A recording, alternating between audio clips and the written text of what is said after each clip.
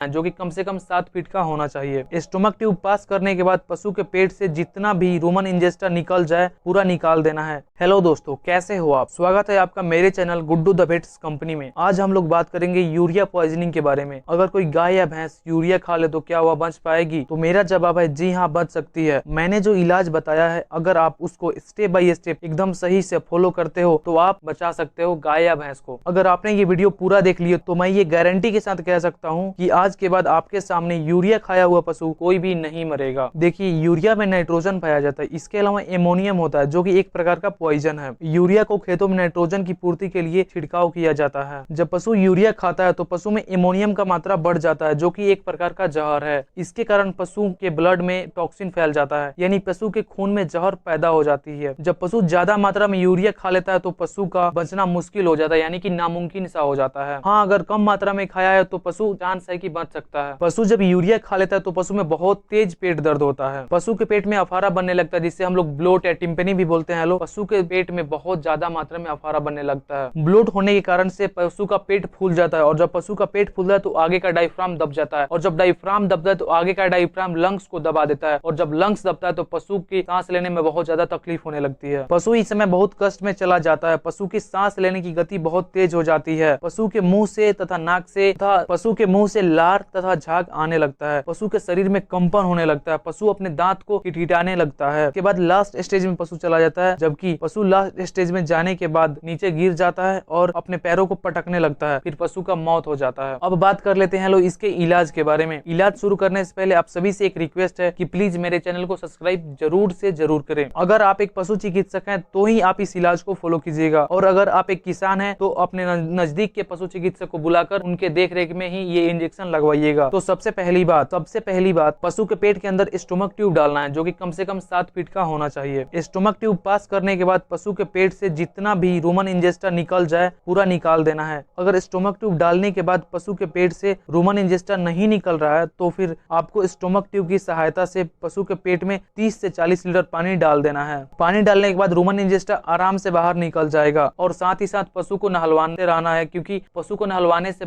पशु को बहुत ज्यादा ठंडक मिलता है और ये यहाँ पे बहुत अच्छा काम करता है। रूमन इंजेस्टा बाहर निकालने के बाद स्टोमक ट्यूब के सहायता से आपको 500 ग्राम मैग्नीशियम सल्फेट पानी में घोलकर मिलाकर डाल देना है। इसके अलावा स्टोमक ट्यूब के सहायता से ही आपको 4 लीटर सिरका, जिसे हम लोग विनेगर भी बोलते हैं जो कि पतंजलि के स्टोर पे आराम से मिल जाता है, इसको आपको 4 लीटर डालना है। स्टोमक ट्यूब की मदद से ही डालना है। अगर पशु में अफारा बन रहा है, गैस बन रहा है, तो हमें कोल एल 500 ml का उपयोग करना है। अगर पेट में अफारा नहीं भी बन रहा है और पॉइजनिंग का केस है तो आपको कोल एल आधा लीटर यानी कि 500 ml का उपयोग जरूर करना है, क्योंकि यहाँ पे बहुत रामबाण के जैसा काम करता है कोलेल। किसी भी प्रकार का पॉइजनिंग हो उसमें कोलेल बहुत अच्छा काम करता है, इसीलिए पॉइजनिंग के केस में आपको आधा लीटर उपयोग करना ही करना है। अब बात कर लेते हैं इसमें कौन कौन से इंजेक्शन का उपयोग करना है। तो पहले नंबर पे हमें लेना है डीएनएस। 3 लीटर डीएनएस लेना है हमें। यहाँ पर फ्लूइड ज्यादा दिया जा रहा है ताकि ब्लड के अंदर जो टॉक्सिन है वह रिलीज हो सके, यानी खून में जो जहर फैला है वह आराम से बाहर निकल सके।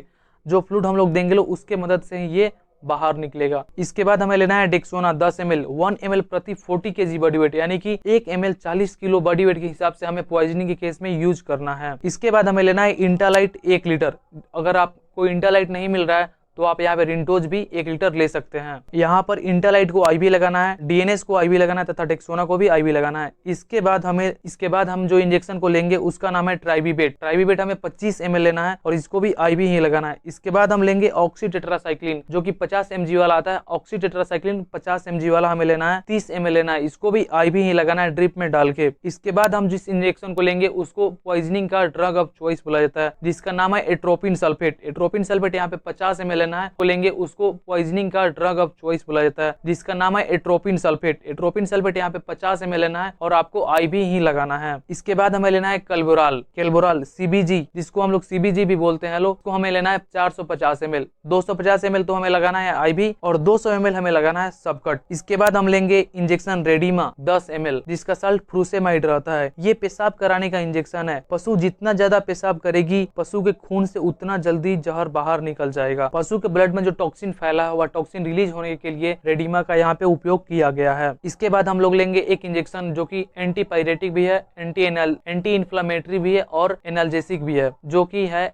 मेगलुडाइन 25 ml। मेगलुडाइन हमें यहाँ पे लेना है 25 ml, 1 ml प्रति 15 kg बॉडी वेट के हिसाब से हमें यहाँ पे उपयोग करना है। इसके बाद हमें लेना है बेलामाइल इंजेक्शन 15 ml और इसके बाद हमें लेना है सीपीएम जो कि क्लोरफिनेरमाइन मेलिएट आता है, जिसका ब्रांड होता है जीट। आप यहाँ पे इसको 10 ml ले सकते हैं। अगर आपका पशु कंट्रोल में नहीं आ रहा है, पशु बहुत ज्यादा उग्र रूप ले चुका है, तो इस टाइम पे हमें एक सीडेटिव के रूप में जो कि आता है ट्राइफ्लुप्रोमाजिन हाइड्रोक्लोराइड के रूप में, जिससे हम लोग बोलते हैं सिक्विल। तो यहाँ पे हम लोग को सिक्विल लगाना है 5 ml। इसको लगाने के बाद पशु नशे में चला जाता है, जिससे हम लोग सीडेटिव बोलते हैं। तो इसको लगाने के बाद पशु नशे में चला जाता है और नशे में चले जाने के बाद पशु आराम से कंट्रोल में आ जाता है। अगर आपको मेरा वीडियो पसंद आया हो तो वीडियो को लाइक जरूर करें, चैनल को सब्सक्राइब करें और आपका जो भी प्रॉब्लम हो कमेंट बॉक्स में जाके लिख दें।